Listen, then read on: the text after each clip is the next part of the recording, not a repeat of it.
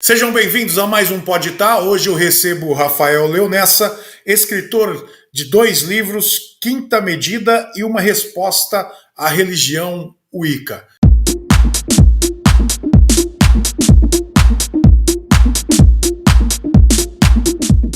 Olá, Alexandre Farias, pastor. Olá, todo mundo aí que segue o canal Pode Estar aqui no YouTube, também as reprises no Facebook.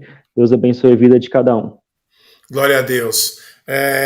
O Rafael vai estar conosco, vai falar sobre os 2 livros, sobre o seu testemunho, e hoje vai ser muito legal você estar ligado com a gente, porque é um podcast que com certeza vai acrescentar na tua vida, tá bom? Lembrando, eu já convido você para se inscrever no nosso canal, clica no sininho para receber notificações. Rafa, eu começo sempre perguntando para o pessoal se eles já nasceram em berço cristão, vamos dizer assim, né, numa família cristã, ou se converteu durante a sua vida.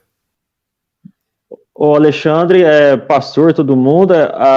Muitas pessoas acreditam que eu sou de lar cristão mesmo, mas essa não é verdade.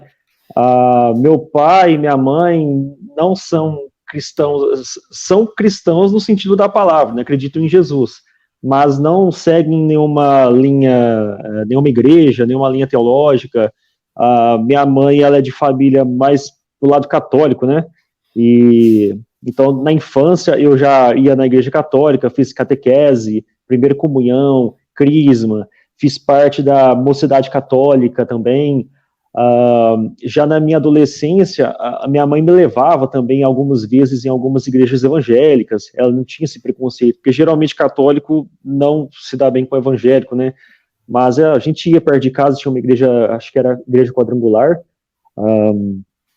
e um pouco mais por volta ali de 15, 16 anos, na minha adolescência, meu pai, ele começou a frequentar centro espírita, e dali a família foi para o centro espírita. Então a gente tinha reuniões toda segunda-feira em casa, a gente lia o Evangelho de Kardec, ia no centro tomar passe, a gente dava cesta básicas, né, assim como todo bom espírita.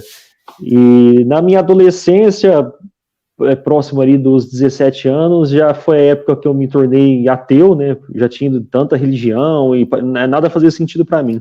Quer dizer, você foi do catolicismo para o espiritismo e chegou no ateísmo. Sim, mas eu não tive muita fé para poder me manter ateu, né? Então eu sempre fui muito assim de debater até com amigos, né? Tem que ter muita fé para ser ateu, é verdade.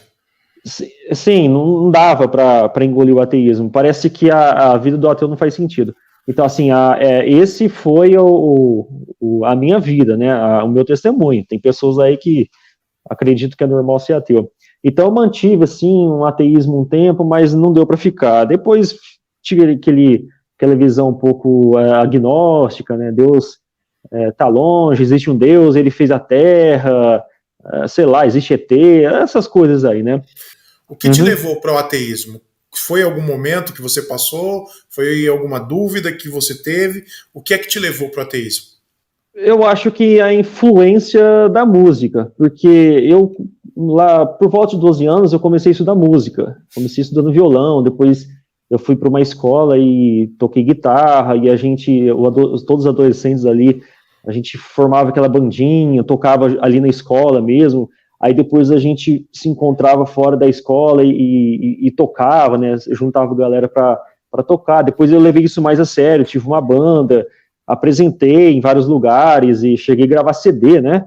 A gente tocava, começou com heavy metal, virou power metal, bom, tudo nessa linha do rock. Chegou no death metal? Não, death metal não. A gente tocava alguns covers, então, por exemplo, a gente brincava muito de tocar Cannibal Corpse, meu cunhado era fã do Cannibal Corpse, mas isso foi, acho que, mais uma influência, né? Eu tive tanta influência, assim, de amigos que eram ateus, e eu acabei deixando de lado um pouco, assim, o cristianismo, e fui entrando aí, enveredando nessas linhas ateístas, né? Foi na onda? Fui na onda, assim que eu me tornei ateu, mas não dá para sustentar. O meu irmão mesmo, ele foi músico, né, da minha banda, ele foi baterista. Ele não sei se ele chegou a ser ateu, né?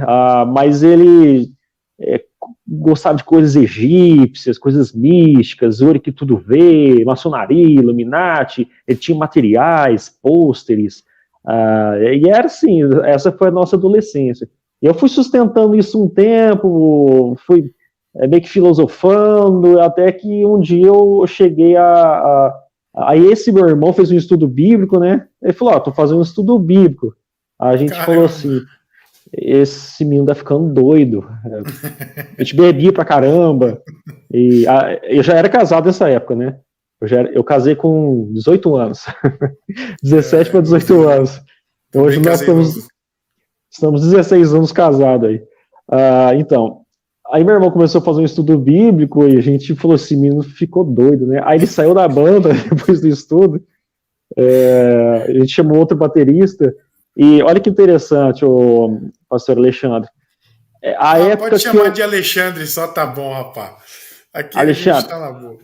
A época que eu mais fui chamado para fazer shows, eventos, convidado para outros lugares, enfim, foi a época que eu comecei a fazer estudo bíblico. Hoje eu penso assim que o diabo não queria minha conversão. Ele não queria minha conversão. Com certeza. Foi a época que mais apareceu eventos e o povo chamava. Aí, às vezes, alguma banda bem conhecida aqui da região, não bem conhecida, porque esse meio é underground, né? É fechadinho. Sim. Mas alguma banda conhecida aqui na região faltava, quem organizava o show ligava para mim. Toca lá pra gente, cobra os caras, porque senão vai ficar um buraco ali e tal, vai dar problema. A gente ia. Então, vários shows a gente fez aí, porque bandas não davam para ir, né? E a gente cobria aquela banda. E nessa época, eu já era cristão, eu já era convertido. Mas tinha aquela luta interna ainda, entre aquilo que eu gostava de fazer e o cristianismo. Mas Jesus venceu. Glória a Deus, aí eu tive que converter. Bom, aí hoje a música não me interessa, não. Bom, mas aí você veio para o cristianismo. No entanto, sim, talvez o estilo de música que você tocava, você encontrou também dentro do cristianismo. Não sei se você é da época do Bride. Sim, conheço Bride, White Cross. White Cross. Sim, eu escutava, mas não gostava muito, não. É? Até hoje não me entra assim essas músicas, não. Eu gosto mais do hino. Da harpa? Do hinário, da harpa. Não parece. Olha que mudança, rapaz. Mas eu gosto, a música é mais tranquila. Agora essas batidas gospel assim, eu não gosto muito, não. Não, legal. Olha que coisa louca, né? Do catolicismo para o espiritismo, para o ateísmo, depois para o agnosticismo, depois para o cristianismo. Rapaz, dá um livro isso. Aí escuta a harpa cristã, né? E agora gosta da harpa. Mas a harpa, na realidade, se a gente for falar de música, né? Você é músico, eu toquei 29 anos também bateria. Eu escutava algumas outras coisas, mas escutava mais instrumental. Eu gostava muito de instrumental. Dennis Chambers, Greg Bissonette, Dave Weckl, todos esses caras aí. Phil Collins, muitas vezes, o batera do Phil Collins era muito bom. E esses caras, brasileiro, Cuca Teixeira, Duda Neves, Albini Fantozzi, por esses caras eu escutava mais instrumental. É o que eu estudava, que eu toquei e dei aulas há anos, aula de bateria também. Mas olha que interessante, você falou uma coisa que me chama a atenção hoje em dia. Se você pegar os hinos da harpa ou cantor cristão, eles têm teologia. E hoje você vê louvores que tem 2 ou 3 frases que canta 10 minutos. Então, é isso aí que eu não aguento. Então, tem muito hinos gospel, sei lá, dessa linha gospel. Tem muitas músicas bonitas, cristocêntricas. Ótimo. Mas é porque quando eu escuto, assim, sei lá, uma guitarra, um negócio, aí me lembra de quando eu tocava, e eu não gosto muito dessa associação. Então a música mais lenta, mais calma, me faz pensar melhor na letra. A música mais batida me faz pensar mais na música. Entendi. Com certeza. Hoje você também tem uma teologia, que nem você falou, tem músicas boas, sim, Ademar de Campos, Raquel Novaes, você tem Nívia Soares, você tem muita gente legal que canta, Baruch mesmo, o próprio Baruch é bem legal, e tem muitas coisas legais hoje em dia, né? E aí você veio para o cristianismo, deixou Sim. a banda, falou, pessoal, acabou a banda, não vou mais tocar? Não, foi naturalmente. Deus é tão bom que o baterista foi estudar, o baixista foi fazer outra coisa, e foi ficando difícil a gente se encontrar. Então a coisa foi ficando muito assim normal para a gente terminar, sabe? Entendi. Então chegou uma hora que não dava mais para sustentar, cada um com seu compromisso, as pessoas vão ficando mais maduras, né? Eu tinha 22 anos, eu acho, foi o meu último CD, então não dava mais para manter esse pique. Eles trabalhando, estudando, eu também trabalhando, estudando, eu dava estudo bíblico, que coisa doida. Teve um show aqui na Expo Agro, né, dos maiores lugares aqui da minha cidade. Você mora onde, Rafa? Em Franca, interior de São Paulo, isso. Eu toquei aqui uma vez e dali eu arrumei um estudo bíblico para uma moça, no show que eu fiz. Passou daquele um pouquinho, eu já parei de tocar. Mas é interessante, cara. Às vezes quando Deus trabalha no coração, é uma coisa louca, né? A gente não entende muito bem. Quando você para pensar assim, como é que aconteceu isso ou aquilo, né? E Deus foi lá e fez algo para levar a palavra, mas é muito legal. E você entra para o cristianismo e você vai para alguma denominação, ou você buscou sempre estudar a teologia? Você tem um canal chamado Clica Aqui Não, que é excelente, tem muitos vídeos legais, vai estar o link na descrição pode estar, com certeza, e eu tenho certeza que você é um cara estudado, a gente percebe, a gente já conversou várias vezes, nós já participamos de grupos de WhatsApp também, você conhece muito bem a teologia, partindo do princípio que você larga tudo isso e vai para o cristianismo. O que é que você faz? Você vai para alguma denominação? Então, eu fiz um estudo bíblico em casa, domiciliar. Eu, minha esposa, alguns amigos, né? E daquele estudo, eu fui me interessando pela história do cristianismo. Eu não cheguei a converter, de fato, no primeiro estudo, porque eu peguei ele do meio para o fim. Então, eu achei, assim, muito lindo a história, porque eu vivi um monte de igreja, sabe? Na igreja católica mesmo, eu ia pulando de igreja em igreja, no meu bairro não tinha uma paróquia, então eu tinha que ir em outra, e, bom, enfim. Aí eu gostei muito da história. Então, no próximo ano do estudo, que é um amigo meu, até hoje a gente é amigo, ele fez novamente do zero. Então, eu comecei a fazer o estudo tudo de novo. Aí não teve jeito, aí eu tive que converter na marra, porque eu entendi. Cristianismo, se você tiver um coração aberto e você entender, aí tem como ser salvo, que você não pode chegar lá de coração fechado, não entender nada. Então, a partir desse momento, eu fiz algumas visitas na igreja, que era a casa de oração, né? Faz parte do movimento dos irmãos. Fiz algumas visitas, fui indo, até que eu comecei a frequentar, fiquei lá quase 10 anos. Aí hoje eu saí e estou congregando na igreja presbiteriana. Mas lá eu já dava estudo nos lares. Hoje ainda eu dou estudo nos lares, né? Eu dou estudo evangelístico, né? Muito legal. Bom, você tem a Quinta Medida e Uma Resposta à Religião Wicca. Vamos falar um pouquinho desses dois livros. Primeiro a gente fala sobre a Quinta Medida. Qual é o assunto deste livro? Bom, a Quinta Medida, subtítulo, né? Igreja Cristã Maranata. Quem revelou essa obra? Foi em meados ali de 2017, uma pessoa chegou até mim dizendo, você tem que falar sobre a Igreja Cristã Maranata.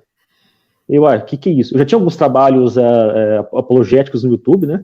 Eu já escrevi alguns artigos, e essa pessoa, assim, praticamente me implorou para tratar sobre a Igreja Cristã Maranata. Eu não conhecia nada, então eu fui ver alguns materiais, não tinha tanta coisa assim no YouTube. Aí eu fiz 2 vídeos, bem assim, resumidos, né? E ali começou, então, uma tremenda de uma perseguição a mim, como se eu fosse o anticristo, sabe? Eu tratei no vídeo, assim, basicamente, teologia, né? Bibliomancia, usos e costumes, né? Toda aquela questão assim, meio puxada ali para a congregação cristã do Brasil, que a gente trata na apologética. E ali eu fui ofendido, sabe? Acabaram com mim, em textos, né? Então eu comecei a perceber que eles eram bem sectários. E eu não tenho nada contra eles, eu nunca fui da Igreja Cristã Maranata.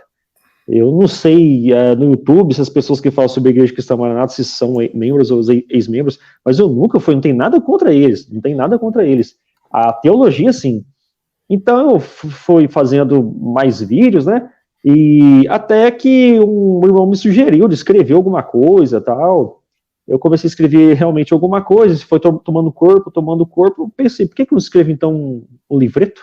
Um livro pequeno, tratando sobre essa denominação. Bom, para chegar a isso, você teve que estudar a teologia, a doutrina da Igreja Maranata. Fala um pouquinho dessas questões, porque muita gente nem conhece a Igreja Maranata. Sim, a Igreja Maranata é do Espírito Santo, né? Fundada ali na década de 60. Foi um rompimento da Igreja Presbiteriana de Vila Velha. E eles contam uma história assim, toda alegórica de que foi um momento que alguns membros da Igreja Presbiteriana passou a acreditar nos dons espirituais, né? Toda aquela pentecostalização, mas na verdade não foi isso, não. Quando a gente começa a ler, assim, a conversar com pessoas mais antigas, né? Como eu conversei com o próprio autor do livro A Igreja Presbiteriana de Vila Velha, que é o João Ribeiro Brinco, ele me contou coisas ali que eu não posso falar porque eu não tenho como provar, mas são coisas, assim, absurdas do que aqueles pioneiros ali do movimento acabou fazendo até surgir a Igreja Cristã Maranata. Então, toda aquela história muito linda, sabe, que eles enfloram de que a igreja surgiu espontaneamente no meio da Igreja Presbiteriana de Vila Velha, não foi bem assim. Então, eu trago esse outro lado da história, porque eles podem, né, eles têm o direito de contar a versão deles, mas o contraditório, eu acho que a gente pode também falar, não é crime você dar o contraditório. Então, eu entrevistei várias pessoas antigas, entrevistei o Samuel França, que tinha a rádio Trombetas na época, o próprio doutor João Ribeiro Brinco, vários ex-membros que ficaram 30 anos na igreja, né, de muitos anos atrás, ex-pastores, e eu fui compilando toda essa ideia junto com as doutrinas, e eu resumi isso tudo em um livro. O que tem mais vamos dizer assim, o que te chama mais atenção em relação à doutrina desta igreja? O que é que você fez na área da apologética? Falou assim, poxa, isso aqui não está certo, isso aqui é uma heresia e eu preciso combater através da palavra de Deus. Sim, o mais absurdo são as revelações, que eles transformam essas revelações em coisas como se fossem bíblicas. Então, por exemplo, tem uma doutrina chamada quimerismo. Você escutou falar nisso? Não. Então, eles usam uns nomes estranhos, quimerismo, quinta medida, elo perdido, e eles fazem... O elo perdido eu lembro de um seriado na TV.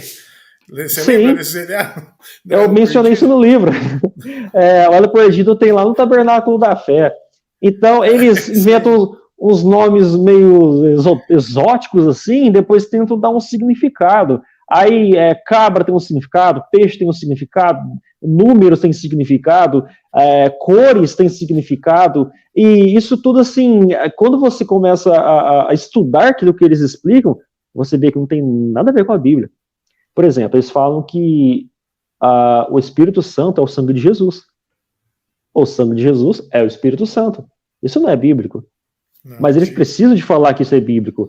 Por exemplo, teve um pregador uma vez que foi pregar, em vez de ensinar a Bíblia, ele foi falar que ele teve uma visão de um campo e Jesus era o goleiro.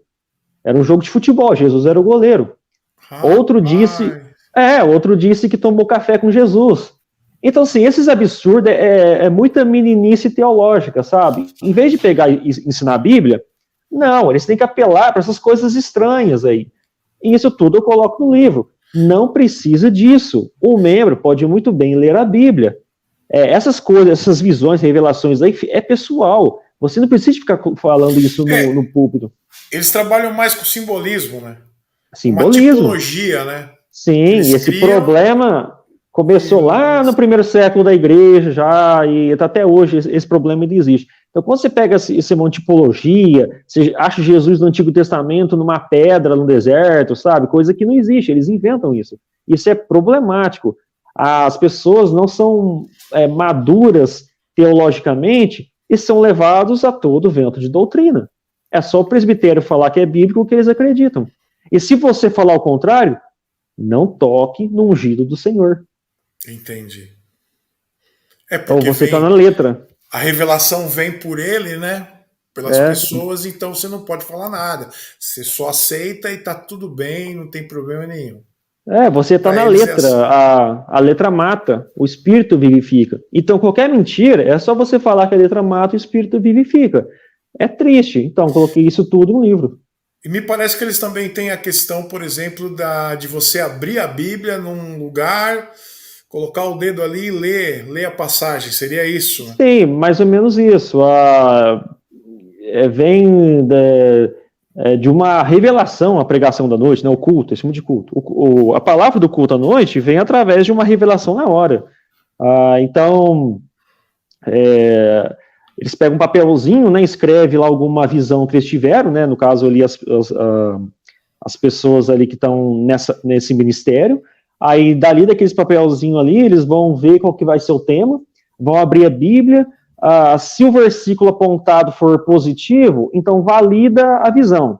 Se o versículo apontado for negativo, por exemplo, destruição, miséria, caos, morte, algum texto desse tipo na Bíblia, então aquela visão foi negada. É assim que eles veem se a pregação da noite, qual o tema que vai ser da pregação da noite. É desse jeito. Nossa, quer dizer, você não tem nenhum preparo antes de trazer uma mensagem, não tem nenhum estudo que você possa trazer para o povo, é mais na revelação, é no dedomancia. Sim, dedomancia. Aí só na escola bíblica dominical que parece que é um preparo, a slide, né? Eles tentam trabalhar melhor ali a simbologia. Então sempre vai ter fotos com carneirinhos, peixinhos, pedrinhas, é tudo muito bonitinho, sabe, os slides deles. Rafa, fala para mim a questão do livro. Ele foi lançado por alguma editora? Não, ele é independente. Independente. Sim, ele é independente. Na realidade, Alexandre, eu desde quando eu comecei a escrever esse livro, ele foi um trabalho gratuito. Eu não tive intenção de vender ele. O que aconteceu é que algumas pessoas ali, que eu sempre questionava, perguntava, pedia material, né? Essas pessoas falavam, você precisa de lançar isso em livro físico, porque tem muitas pessoas que não leem PDF, Sim. não conseguem enxergar no celular o texto, então você precisa de ter... Então, eu consigo, mas eu detesto, eu não gosto. Eu não consigo, rapaz. Eu quero riscar, anotar, e eu não consigo fazer isso PDF. Então, e igual você, a maioria das pessoas, eu acho, a gente precisa de pegar o papel, marcar, ler no dia seguinte. É muito chato ler PDF, sinceramente. É verdade. Então, eu falava, mas como é que eu vou lançar um livro? Eu não tenho dinheiro para isso. Eu não tinha recurso nem para poder pedir para alguém revisar, para fazer diagramação. E como é que, nem fazer a capa, como é que eu ia lançar isso aí? Não, mas nós vamos dar um jeito, Aí um irmão, né, posso até citar o nome dele, tem problema, o Joaquim, ele começou a jogar isso nos grupos de WhatsApp, no Facebook, pré-venda, e a gente conseguiu dinheiro de 100 cópias em 20 dias, mais ou menos. Glória a Deus. Mas ainda assim, eu não tive condições de pagar uma pessoa para revisar, para diagramar, então é um livro bem simples. Talvez vai encontrar alguns erros ortográficos, algumas frases com palavras trocadas, mas isso tudo é porque a gente não teve dinheiro, né?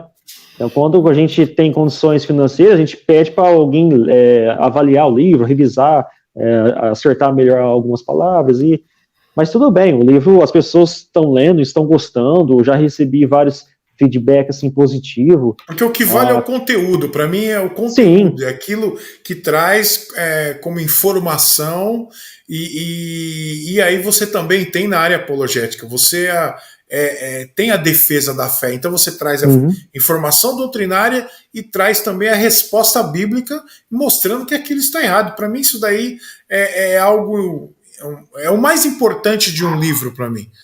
Muitas vezes a gente teve... vê algumas palavras trocadas ou erro de ortografia, mas o que importa para mim é o conteúdo.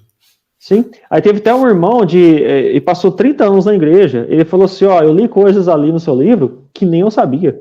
Ele ficou 30 anos na igreja e não sabia informações assim sobre o surgimento da igreja.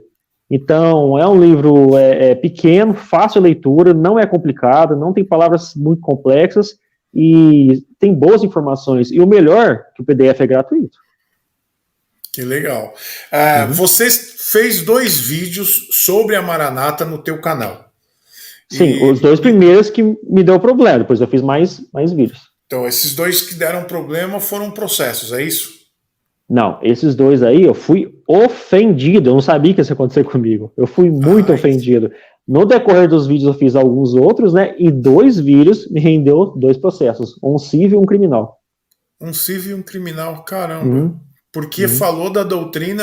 Eles alegam coisas assim absurdas, por exemplo, vocês chamaram a nossa igreja de seita, mas qualquer igreja, denominação que tem doutrinas estranhas é chamada de seita. A igreja católica chama qualquer igreja evangélica de seita.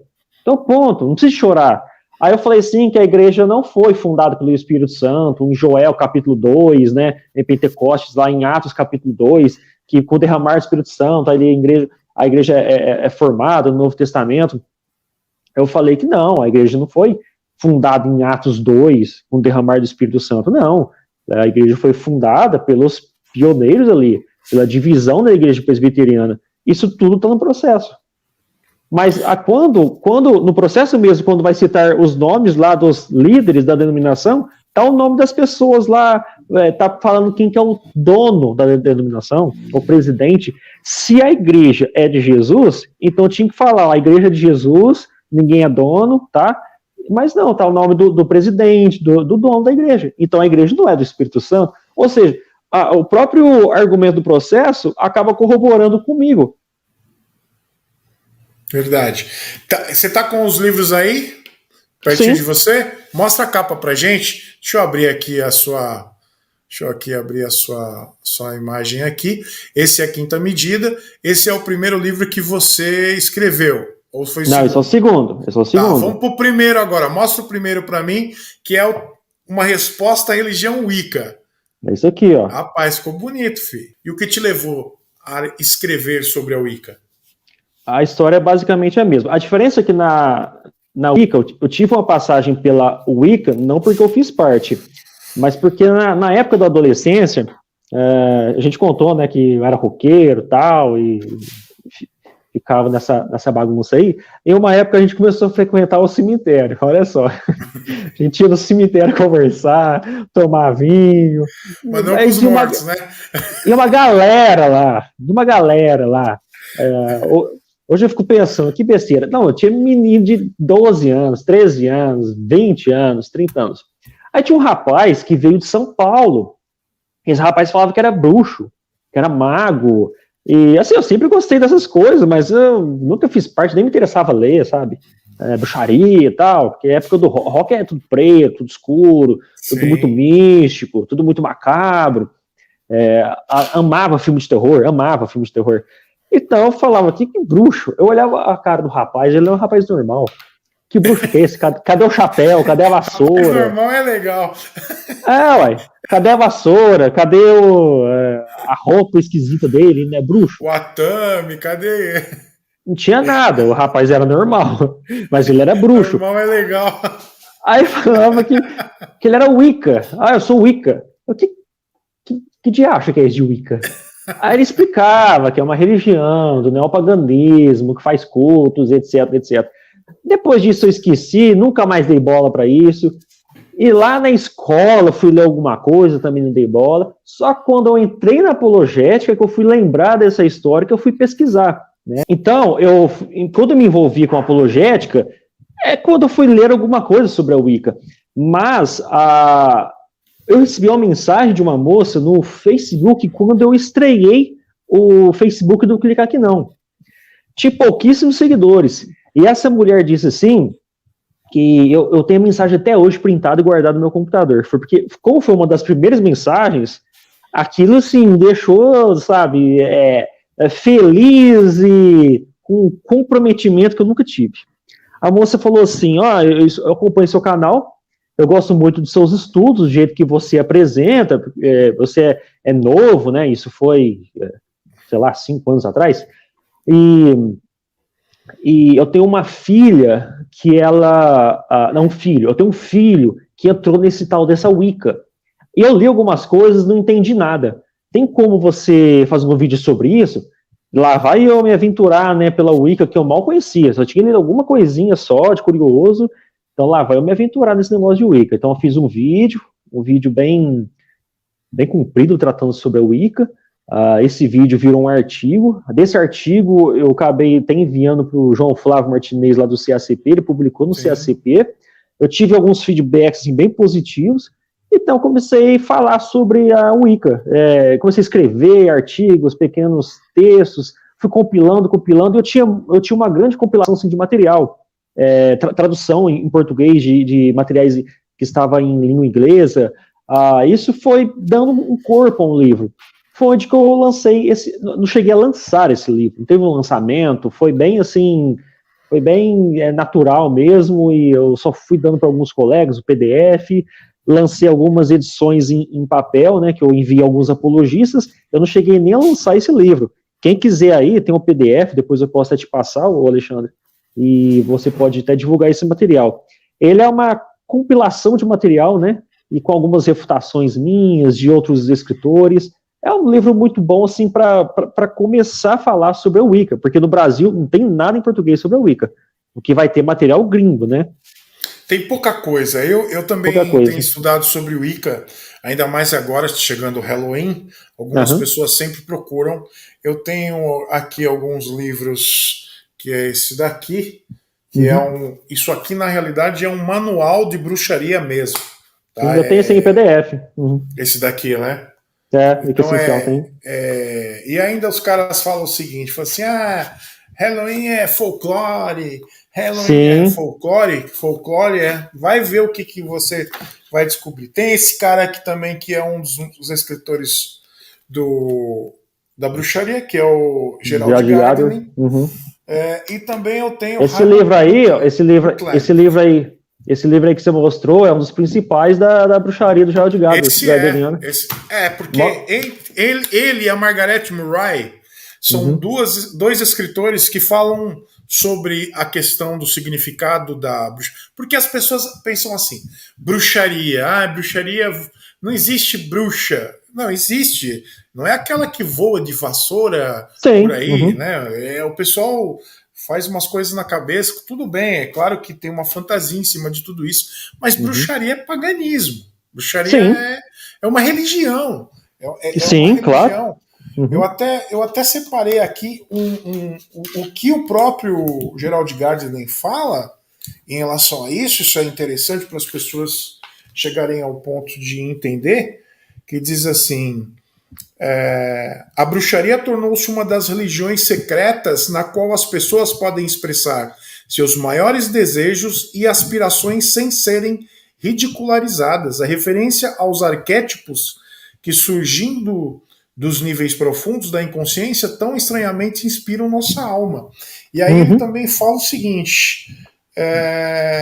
Outras pessoas escrevem me pedindo que eu exponha mais completamente minhas ideias sobre as origens das bruxas ou da bruxaria. A única verdadeira resposta que eu posso dar é: eu não sei, mas tenho pesquisado muito sobre o assunto e esse livro é amplamente resultado. Por que ele não tem muito material em questão da bruxaria? Por causa da Inquisição. Porque muito material não ficou exposto, como, por exemplo, o cristianismo tem, como qualquer religião. Porque o cara que era pego com qualquer tipo de material era queimado, ia para a fogueira. Mas aí ele, nesse livro, ele vai falar muitas coisas, o círculo mágico, a questão da própria roda do ano, a questão do próprio Samhain, que é o Halloween. Já recebeu algum comentário dizendo, Halloween não tem problema não? O tempo todo. O tempo todo, não é? E aí ele falou, você citou uma coisa interessante que ele disse aí no livro, que é uma religião, né, a formatação dessa religião é para eles não serem ridicularizados. Porque até no passado, quando você falava que era um bruxo, o povo ria. Eles tiravam sarro, sabe? Não, mas hoje algumas pessoas riem, mas não é tão ridicularizado, as pessoas aceitam muito isso. Sim. Eu tenho cliente que é bruxo, hoje é natural, as pessoas acham legal isso aí. Algumas pessoas riem, zombam, mas uma grande parte aceita. Então, porque a pessoa não sabe o que é na realidade. Muita gente não imagina o que é. E isso atinge muitos adolescentes. Sim, mas pessoas que gostam de ocultismo, sei lá, astrologia, essas coisas de lua, quando fala assim, eu sou bruxo, a pessoa é sério? Como assim? Então, hoje tem uma formatação essa religião. A bruxaria é um termo genérico, mas dentro da bruxaria existem várias vertentes, e isso são religiões. Parece que é uma brincadeira, mas a bruxaria começou a ser conhecida depois do Harry Potter. O Harry Potter foi o cara que levou a bruxaria para o mundo inteiro. E eu coloco isso no livro. E justamente, no entanto, nesse livro aqui da Wicca Essencial, ele fala assim, o Wicca é uma religião centrada na natureza. Embora a maioria dos wiccanos resida em áreas urbanas. Ele pôs, Wicca é uma religião da fertilidade, mas quase todos os wiccanos são tão sexualmente precavidos quanto a maioria da população da sociedade. Depois, Wicca é um caminho religioso relativamente novo para as pessoas no mundo moderno e ele ainda está em formatação e evolução. Ele vai explicar aqui desde 1975. E aí ele fala assim, a Wicca é uma religião de grupos pequenos e muito unidos, onde as pessoas fazem por si mesmas o que julgam necessários para homenagear a divindade e obter satisfação espiritual. E a maior divindade que eles têm não é o Deus, é a deusa. Sim, a deusa. Ela é matrifocal. A religião da Wicca é totalmente matrifocal. Me parece também que você participou de alguns grupos de WhatsApp meio assim escondido de bruxaria. Porque... para você conseguir material. Sim, eu precisava de material. Aliás, eu tenho esse livro aqui do Jade Gardner, eu também tenho ele. Tem muitos materiais em PDF, depois eu posso te enviar alguns. Eu consegui em grupos de WhatsApp. Tem uma moça no canal muito grande no YouTube, que eu conheço ela desde quando ela começou no YouTube. O canal dela tinha 0 inscritos quando eu conheci ela. Hoje ela é bem grande. Não, né? Não. Eu não vou falar aqui porque fica meio chato isso. Mas hoje ela é bem famosa e eu vi ela começando no YouTube, eu conversava com ela. Então, eu consegui materiais dentro desses grupos. Eu tenho uns 50, 60 prints de adolescentes de 12, 13 anos se apresentando no grupo e dizendo, eu sou do signo de Áries, moro em São Paulo e sou pansexual, sou bissexual, sabe, é muito comum isso lá. Eles não têm problema nenhum com isso. Uma religião feminina e feminista, né, principalmente. Sim. Bom, você falou algo interessante. Você falou em relação aos adolescentes. O que eu percebo na Wicca, que ela é uma religião de gente jovem, de adolescentes e muitas vezes, em alguns momentos, até mesmo crianças que se relacionaram com Harry Potter e hoje são jovens ou são adolescentes que participam hoje de convents. Nós temos os cultos em casa e eles têm convents. Uma pequena igreja. Justo. O culto que eles fazem, é o ritual que eles fazem. Quando você entrou nesses grupos, a faixa de idade desses grupos, você tem a faixa etária? Adolescente. Tem os mais velhos, geralmente os mais velhos são guias dos mais novos. Só que eu percebi que os mais velhos, os wiccanianos mais velhos, eles não permanecem apenas na Wicca. Muitas vezes eles trazem outros estudos e trazem algumas vertentes, né? Bruxaria natural é o Wicca é bruxaria natural, porém as duas não são a mesma coisa. Não. É esquisito isso, mas eles ensinam isso. E muitos desses adolescentes, jovens, também não permanecem na Wicca. Às vezes eles vão para o Candomblé, alguma coisa semelhante, partem para outras outras ramificações também da bruxaria natural. Mas uma coisa que você citou, que pessoas deram risada quando eu conversei sobre isso, o Harry Potter foi um pontapé inicial para naturalização desse diálogo sobre bruxaria. E pessoas que estavam no grupo, entraram no grupo, se apresentaram e falavam assim, eu não sabia nada sobre a Wicca. Eu conhecia a Wicca e assisti no Harry Potter, porque eu pesquisei no Google a religião de bruxa e achei Harry Potter. E aqui no Brasil, existe uma escola que ela entra no mundo do Harry Potter e essas pessoas vão lá, pessoas às vezes católicas, evangélicas, jovens, né, católicos, evangélicos, vão nessa escola, chegando lá, recebe tanto alimento sobre bruxaria, que sai da escola ligando o cristianismo e adentrando dentro do neopaganismo, da Wicca. Exatamente. Essa escola ficava em Santo André, não sei se ainda fica. Eu estive em um programa de TV com... Eu cito isso no livro também. Eu estive num programa de TV com a dona dessa escola.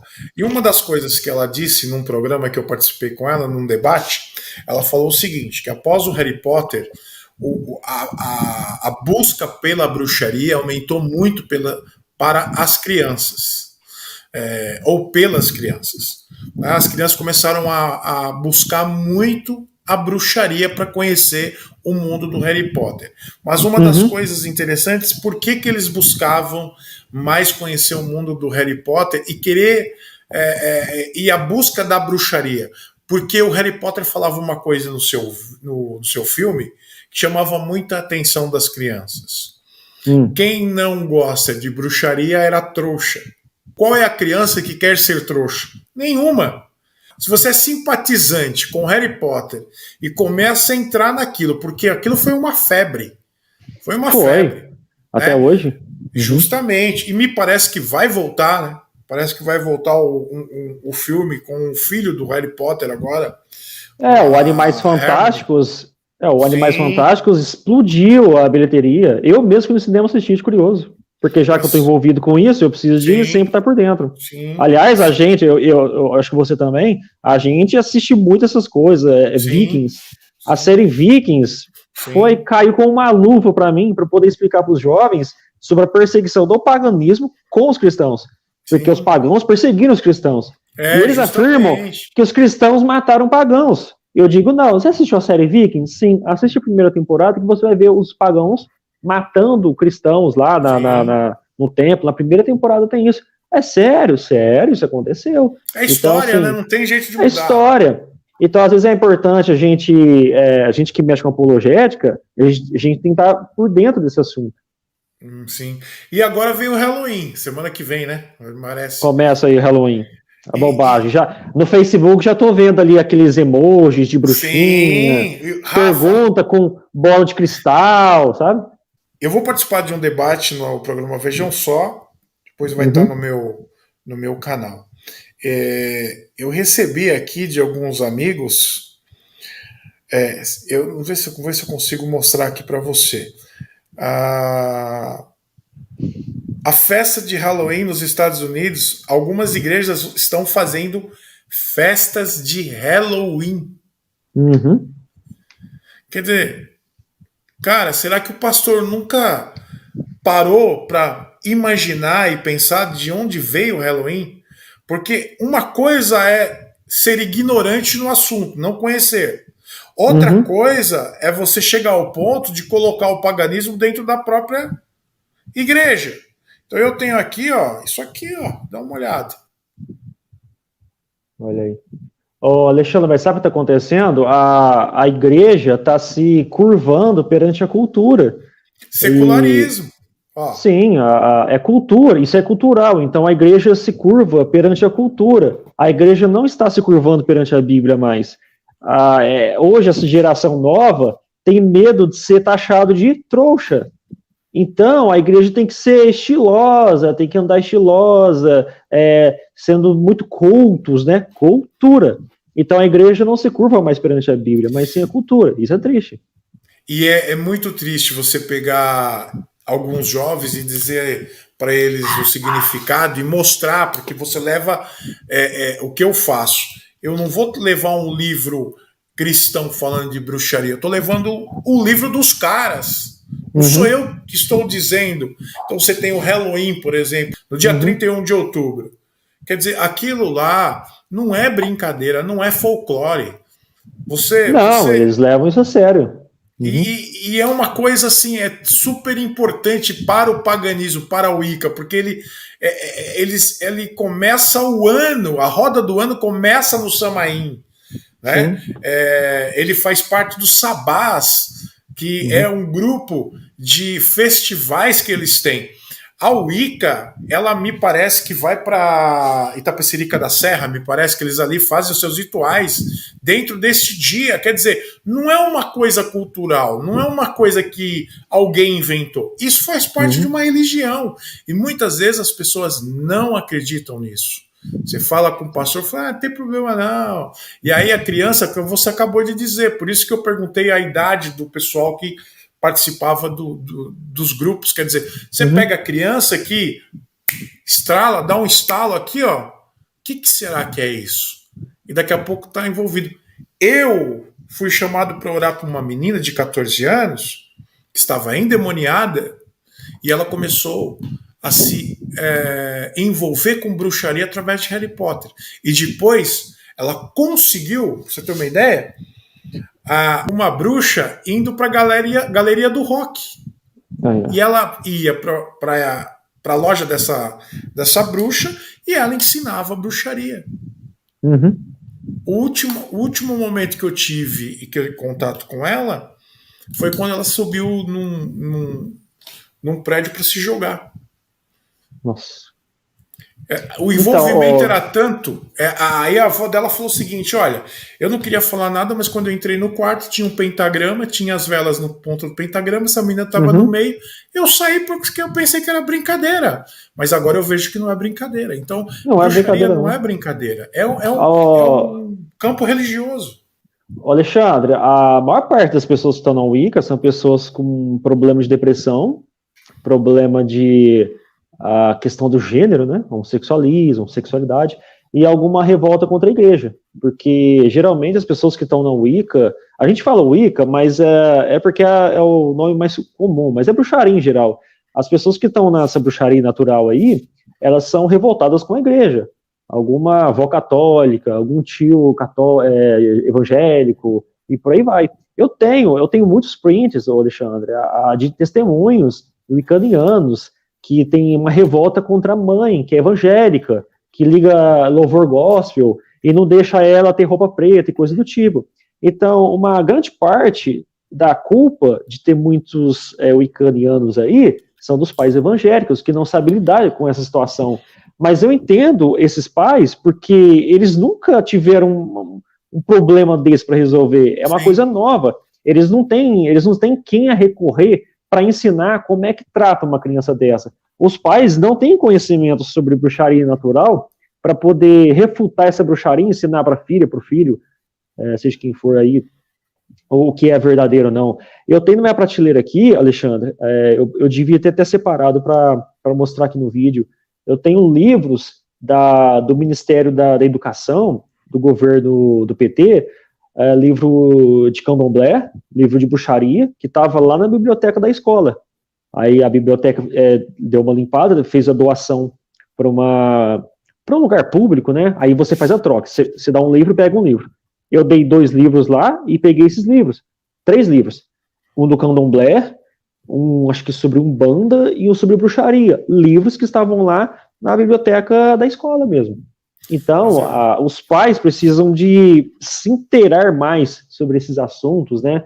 Perder um pouquinho de tempo, porque esse tempo eu acho que vai ser muito útil para poder criar os filhos quando eles estiverem parecendo com roupinha preta e pentagrama aqui, ó.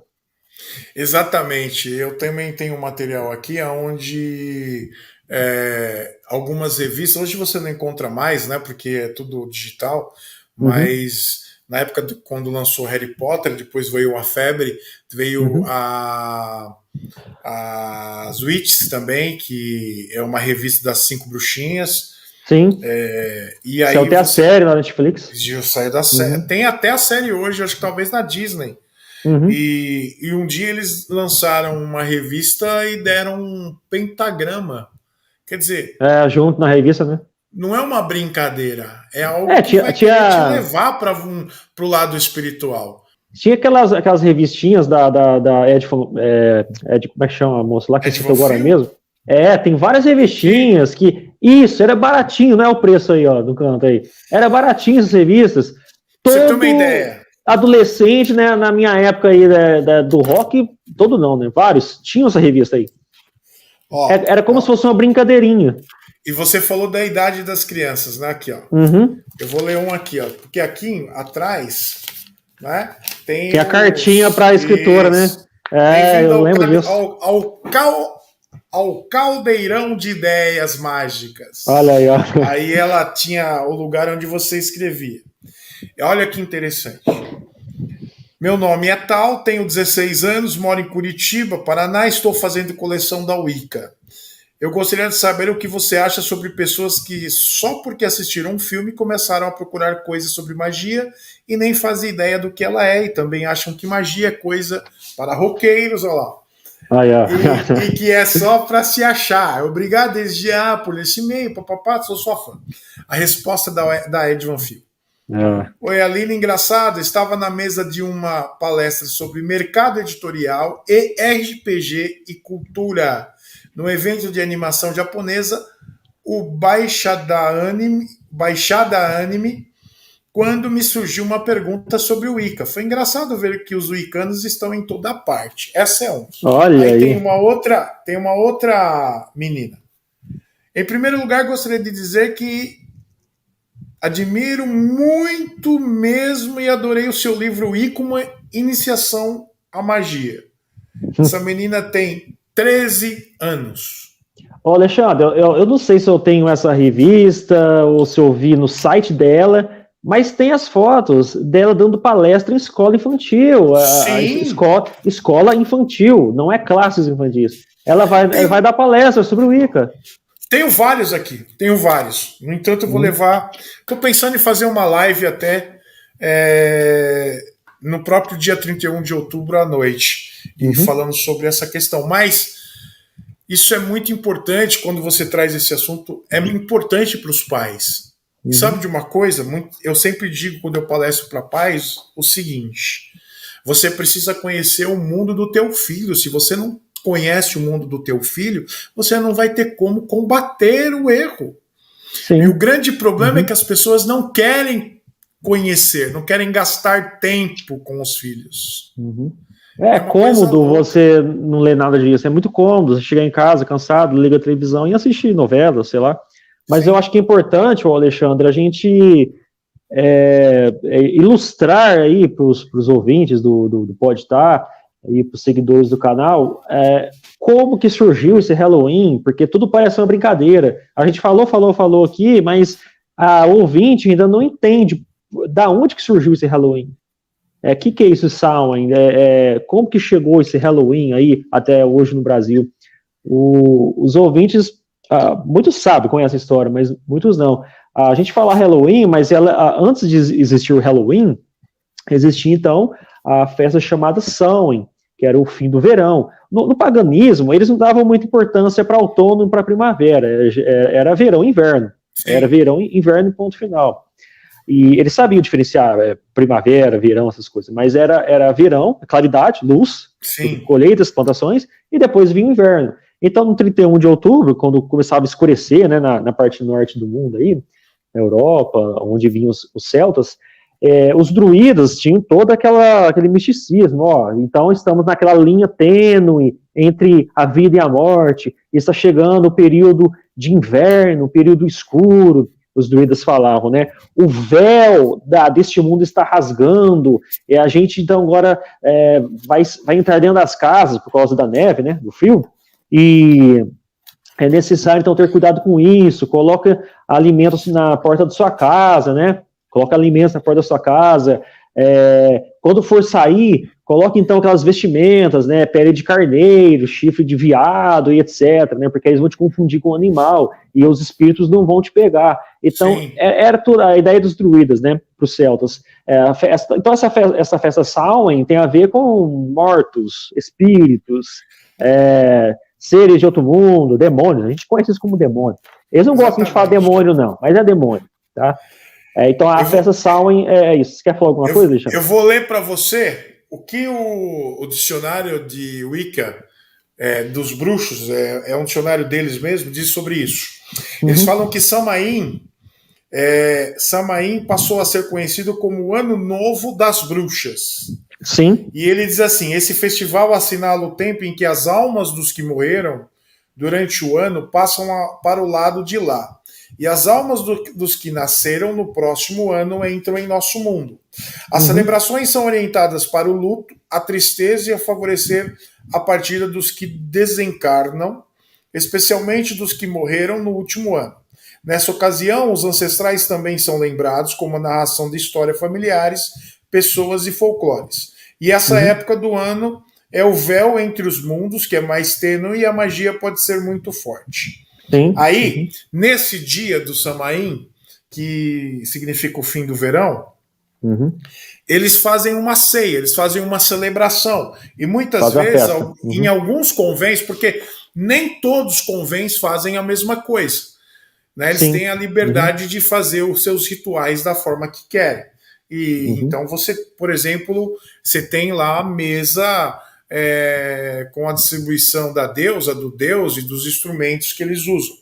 Alguns usam a figura do renascimento do deus, né? Ele morreu, agora está renascendo. Exatamente, é aí que eu vou falar agora.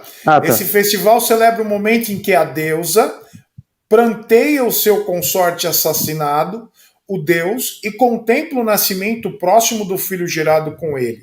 A deusa é também venerada no seu aspecto de anciã.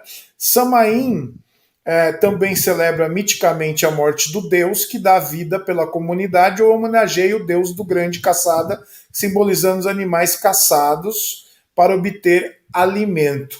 Aí ela diz assim: o Wicca é uma religião em constante evolução, essa refeição é silenciosa, passou a receber uma interpretação moderna. Por mais que eles façam os seus rituais um pouco diferente um do outro, porque isso depende de cada convém e depende também de cada tradição do paganismo, da bruxaria. Uma das coisas que a gente precisa deixar muito claro para esses pais isso é necromancia.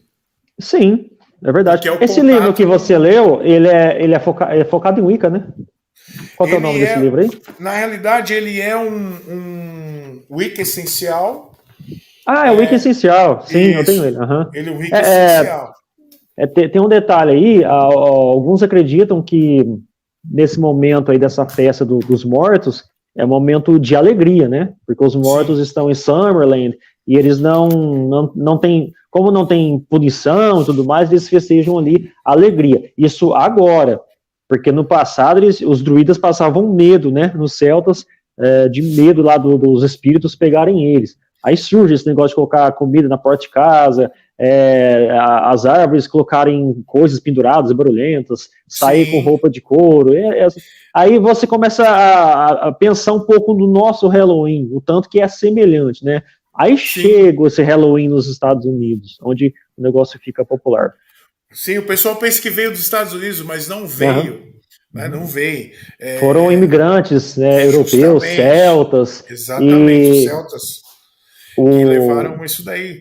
Agora, a questão, por exemplo, é tão espiritual a questão que eu já vi relatos de livros de bruxaria que eles dizem o seguinte: olha, eu tenho um livro aqui que eu não vou citá-lo, mas tem diversos rituais e orações. Então o cara chega e fala assim, o escritor: olha, esse tipo de oração, esse tipo de ritual é aquele que nós fazemos e nós sentimos a presença dos espíritos, que são demônios. Sim, para a gente é demônio. Justamente. Para a tradição cristã e também para a palavra de Deus, são demônios. Né? E a gente precisa deixar isso muito claro, porque não é uma festa, não é uma brincadeira. Tudo tem um simbolismo. A própria abóbora simboliza Jack, uma alma que morreu e não foi nem aceita no céu e nem no inferno. Sim. Então, antigamente, eles não acendiam a abóbora. Eles só faziam a carinha e colocavam um nabo aceso, que era representava a lanterna. Aí depois o negócio modernizou e colocam já as velas dentro da abóbora. Sim, é um ritual, é espiritual demais esse negócio. É isso que eu ia falar, é espiritual. E por ser muito espiritual, eles precisam de dar significado naquilo que a tradição já fazia. Exatamente. Então, eles usavam nabos, né, para poder colocar velas e tudo mais. Aí nos Estados Unidos que usou abóbora.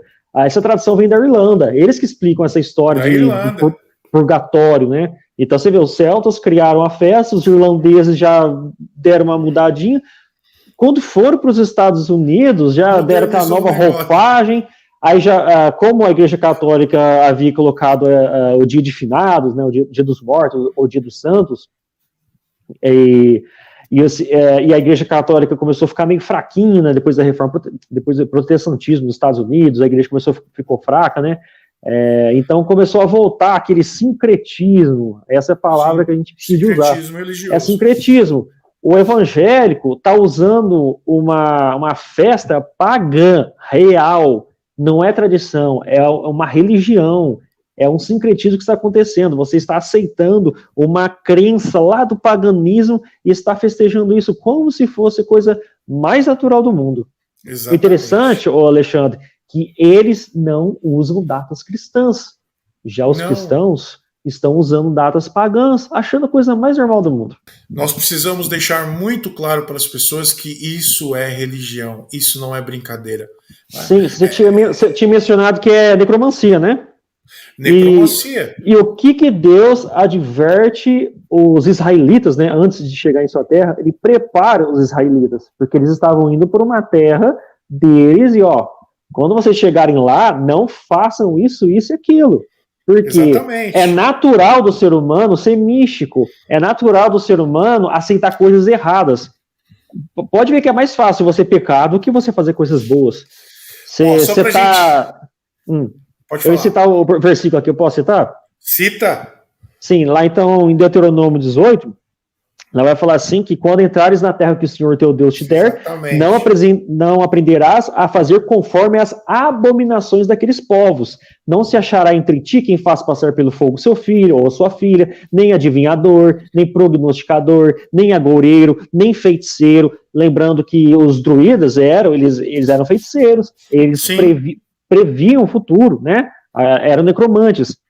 Nem encantador, nem necromante, nem mágico, nem quem consulte os mortos, pois todo aquele que faz tal coisa é abominação ao Senhor, e por essas abominações o Senhor teu Deus os lança diante de ti. Perfeito serás para com o Senhor teu Deus, porque essas nações que has de possuir ouvem os prognosticadores, os adivinhadores, porém a ti o Senhor teu Deus não permitiu tal coisa. Isso Exatamente. Que deveria ser óbvio para um cristão. E lá em 1 Tessalonicenses 5:22, Paulo vai escrever: abstende-vos de toda aparência do mal. Exatamente. Ou fugir de toda aparência do mal, foge da aparência do mal. O cristão não era nem para chegar perto dessa festa. Levíticos 19:31 também diz: não recorram aos médios, nem busquem a quem consulta espíritos, pois vocês serão contaminados por eles. Eu sou o Senhor, o Deus de vocês. Isso que está acontecendo agora. Os caras começam a buscar esse tipo de festival, onde tem necromancia, e esses caras estão sendo contaminados. E Deus é muito claro: olha, não busque, vocês serão contaminados. Sabe que, às vezes eu penso que tem muito cristão pensando que é Salomão, né? Eu tenho muita sabedoria. Isaías 5, versículo 20, 21. Aí diz que o mal chamam bem o mal, o doce amargo, o amargo doce. As que são prudentes de si mesmo. Quer dizer, os caras começam a ser prudentes em si mesmo, começam a olhar para o negócio e falam: não tem problema nenhum, não. E daqui a pouco estão sendo contaminados espiritualmente por tudo isso. Sim, Alexandre, eu lembro de quando, lá em Marcos 7, quando Jesus ele advertiu ali os fariseus, porque eles davam um jeitinho de seguir preceitos de homens, mandamentos de homens e não mandamentos de Deus. E a gente lembra que quando fizeram o Talmud, né, fizeram aquela mistureba de lei com interpretação de homens e davam mais crédito à interpretação humana do que à própria palavra de Deus. Hoje, o Talmud mudou. Hoje, poucas igrejas são legalistas, né? Mas muitas são, ao contrário, são totalmente liberais. Totalmente liberais. Então, o que acontece? O Talmud dos judeus para a gente hoje é esse liberalismo todo, porque tudo pode. Isso não tem nada a ver. Já escutou isso? Isso não tem nada a ver. Então, o problema lá do primeiro século, lá quando Jesus estava aqui nessa terra, aquele problema lá permanece até hoje. Não tem nada a ver, sabe? E o problema dos judeus com o legalismo hoje mudou. Agora tem que ser liberal. Quanto mais liberal, mais você consegue receber membros dentro da sua igreja, porque tudo pode, tudo vai. E lembrando aqui, só informação adicional aqui, que eu lembrei agora, tentaram fazer uma espécie de um Halloween no Brasil, né, no dia do Saci Pererê, que não vingou, não deu certo. Cortaram outra perna do Saci, coitado. Não deu dia certo, 31 de outubro. Aí lá no México também tem uma festa semelhante, que é a festa dos mortos. Dia 31 Sim. de outubro até dia 3 de novembro, dia 2 de novembro, né? Aí a festa ali são vários dias. É a mesma coisinha. Tudo em relação ao paganismo mesmo. A festa da mudança do ano novo, né? Sai a vida, passa que é a linha tênue da morte, então começa tudo de novo lá, o Deus vai crescer, então, a partir desse momento. E o cristão não deveria nem chegar perto disso aí. Aí eu estava lendo um comentário de um canadense dizendo que a Igreja Católica do Canadá já é um pouco mais normal isso lá, em que as crianças se vestem de um santo, né, de um santo bíblico, e vão para a escola, vão para a igreja. Estão tentando mudar um pouco dessa cultura. Porque essa cultura aí do mundo está enraizando em tudo quanto é lugar, né? Verdade. Rafa, muito obrigado por você ter vindo. Foi um prazer receber você aqui. Eu espero receber você mais vezes aqui. Quem te mandou um abraço foi o Otávio. Ele falou: manda um abraço para o Rafa. E é muito bom ter você aqui. Suas considerações finais e vamos lá. Eu que agradeço, Alexandre Farias. Se vocês não conhecem, clica aqui não, tá aqui, ó, clica aqui não, dá uma conferida no canal. E a gente trata questões apologéticas, também tem muito material sobre a Wicca, neopaganismo, e eu peço que vocês não aceitem qualquer coisa que o mundo vai lhe impondo, porque não é de Deus, não.